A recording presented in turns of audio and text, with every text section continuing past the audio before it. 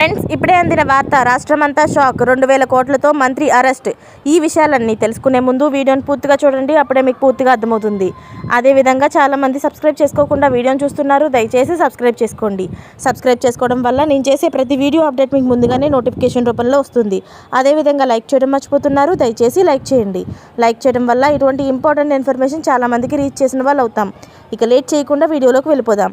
అనంతపురం జిల్లాలో మామిడి హైవే 4 పెద్ద కంటైనర్లు ఉన్న 4 లారీలు ఒకదాని వెనుక మరొకటి వెళ్తున్నాయి. ఆ లారీల మీద ఉన్నవి పెద్ద కంటైనర్లు కాబట్టి లారీలు చాలా మెల్లగా ప్రయాణిస్తున్నాయి.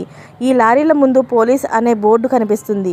4 లారీల్లో చివరి లారీని డ్రైవ్ చేస్తున్న డ్రైవర్ యథాలాపంగా రేర్ వ్యూ మిర్రర్ల నుంచి చూశాడు. వెనక తమ లారీ వైపు దూసుకొస్తున్న పోలీసు వెహికల్ని కనిపించింది. అందులో 10 మందికి పైగా పోలీసులు ఉన్నారు. పోలీస్ వెహికల్ని చూసి లారీ డ్రైవర్ ఎంతమాత్రం భయపడలేదు. పోలీస్ వెహికల్ వేగంగా ముందుకు వచ్చింది. లారీలన్నింటినీ ముందుకు వెళ్ళి రోడ్డు మధ్యలో సడన్గా బ్రేక్తో ఆగింది. వెంటనే అందులోంచి పోలీసులు బిలబిలమంటూ కిందకు దిగారు. ఆపై అధికారులకు సమాచారం ఇచ్చారు. 4 కంటైనర్లలో మొత్తం 2000 కోట్ల రూపాయలు క్యాష్ ఉంది కదా. ఆ 2000 కోట్ల రూపాయలు క్యాష్ మరెవరిదో కాదు, రద్దయిన 500 నోట్లు. లారీలో ఉన్న వ్యక్తులను ప్రశ్నించిన పోలీసులకు అసలు విషయం తెలిసింది. ఆ కంటైనర్లు మొత్తం రిజర్వ్ బ్యాంక్ ఇండియాకి చెందినవి. నోట్లు రద్దు సందర్భంగా కేరళలోని సెలెక్ట్ చేసిన 500 రూపాయల నోట్లను హైదరాబాద్లోని ఆర్బీఐ కార్యాలయానికి తీసుకువెళ్లారు.